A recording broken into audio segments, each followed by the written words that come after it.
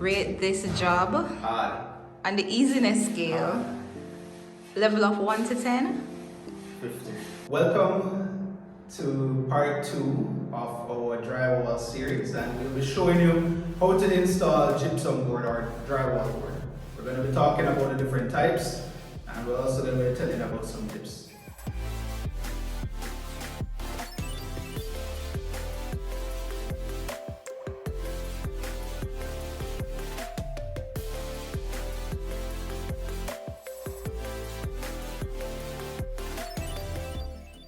Hey DIY family, welcome back to our channel Hat by Evans, and I'm Rory. In this series, we'll be showing you how to install a drywall board on the track and studs, which we have installed in our previous video. So the framing was important, now it's to install the actual boards. Framing, tracks and studs in our background here, and we did this in part 1. If you haven't checked it out already, please do that video. So right here we have 3 different types of gypsum board or drywall board. This one is called a fiber cement board. Some companies call it cement board. You can see the texture is pretty rough and coarse, and this is water resistant. So this is going to be in the lower part of our shower because it's prone to get wet. The tub is going to be here. So it's very important that you install the correct boards. There's a difference in terms of the front and the back of the board. So ensure that you use the rougher part facing the front where the tiles are going to go at. That gives you a better grip, and that's a recommended way to install it.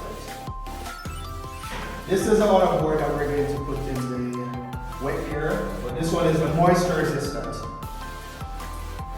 the back, similar back, over the front you can see the color, it looks a bit different. While this is your regular drywall board, so again the color is a bit different. So this one is good for moisture, and because we're in the bathroom it may get hot, so you want to ensure that you use a moisture resistant board. So the paint doesn't come off it and it doesn't get any mildew on it. So we're going to put this one at the base, and then we're going to put the moisture one above it. And we have already pre-cut this drywall board. So the cement board is actually difficult to cut. We typically would use either a saw or some type of cutting equipment, maybe a jigsaw, to cut the fiber cement board. However, we use a different technique, which we typically use for these boards, which is using the utility knife to score it and then break it. In using the utility knife to do the fiber cement board, we had to score it about 20 times, and even then it was very difficult, and that's because of the thickness and the material that makes it up. So you can look at these, you can see the particles in it. This is a solid structure board. So you could look from top and you can see the difference in terms of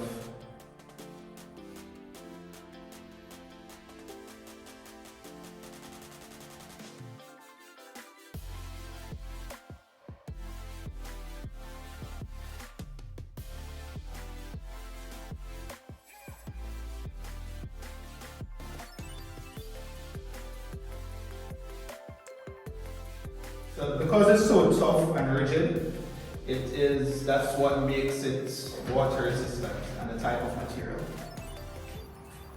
So stay tuned for the installation now, where we'll be going through in terms of ensuring that the studs are properly screwed into from the board, because you want to have the correct space in terms of screws.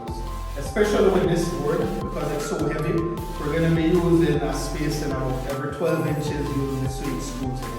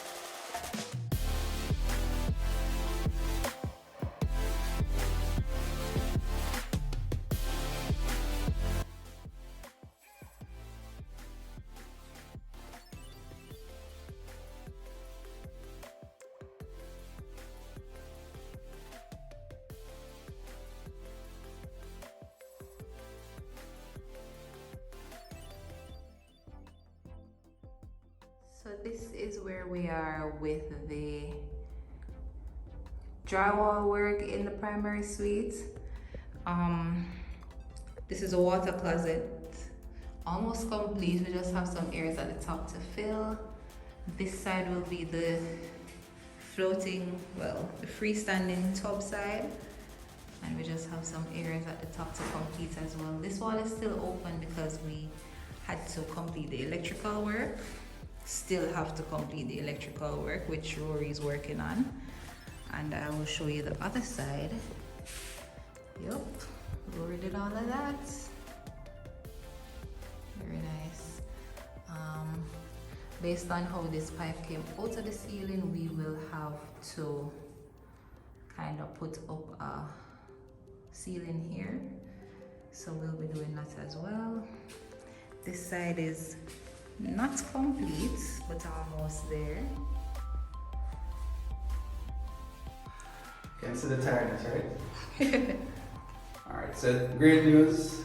Drywall boards are up. We're about 95% complete. Just have some small areas to finish, and we purposefully left those out because of electrical. It's important when you're doing anything related to electrical, get a professional. So we were able to complete some of the runs, but that's still after we consulted our electrician, and we know how to move like a plug or an outlet, and we also install like a conduit.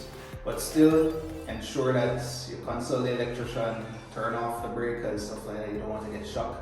What's also very important when you're doing the drywall are the studs, and when you put on the gypsum board, you need to ensure that you know the location where your outlets are. So a quick tip, I normally write on the side of the board. I can show you right here. So when we're installing this outlet, you can see I put a little writing here to indicate that the center of this box is 7 inches from here. So then put on the drywall, it's easy to cut out. And I like to be neat, so as some people try to cut outside of the box, I cut from the inside of the box. And you want to push the wires at the back. It's recommended to put a covering over it so you don't cut the wires when you're cutting out the box. The different types of drywall that we use, again, cement board at the base, and this has a very rough texture, as you can see. So we're getting the tile in this area, and it's good for the wet area. What was very difficult is we use the screws, and I'm going to show you the dimpler that we use to get the indentation in the board. So these are a little deep in the board, but it's a preset bit, so you won't pierce the board or you won't damage the edges of the board. So if you don't have the dimpler, you have to be doing this manually unless you have a official drywall gun. But it's a very cool tool. It's simple, it's cheap, it's cost effective, and it has saved us, I would say it has saved us a couple of hours in terms of work. Another key difference or a key point that you need to note is the tapered edges of the drywall. So this board at the edges here and at the top, it has a taper, and the taper is very important when you're doing taping. So because you want the tape to go in the joints, and then you put the compound here so it's on the same level. So that's why they accommodate it. So when you lay the boards, you want to ensure that tapered edge. But again, because we're tiling here, we didn't need to overlap tapered edge.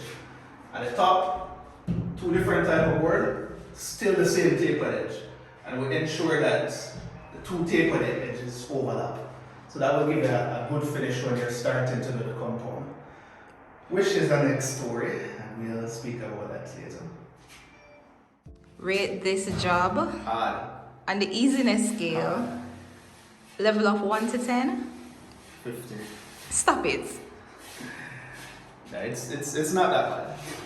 I would say if you're watching our videos and you do a little trial and error, because this isn't our first time installing drywall boards or the metal studs. So we had a little experience before and we watched a ton of videos. So. But this is the first good experience, yes. I would say. So we were more prepared. So we had the dimpler, which helped a lot. We knew how to space out the track and studs, we knew the different type of boards, we knew in terms of the overlapping of them. So it was a much better experience in terms of us installing the drywall board. Overall, in terms of difficulty, I would say a 7 or 8 in terms of on the harder side of the spectrum. But as time goes by, you will get the hang of it. You will understand the layout, the overlapping, how to do the screwing. So it's not so bad. And it's best if you have 2 persons working together. But I did install some of these boards by myself. And a good tip is if you're going to work by yourself, ensure that you measure the boards, that you pre-cut them before, and start with the lower one so you can place the other board on top of it. So you don't have to be struggling to hold it up. So that's a good tip in terms of installing. Another way that you can also do it is put the full sheet up and then try and cut out the edges. We did try that, however the edges were a little raw and we didn't like the finish. So we prefer to score it and to cut it out and then we install it in place.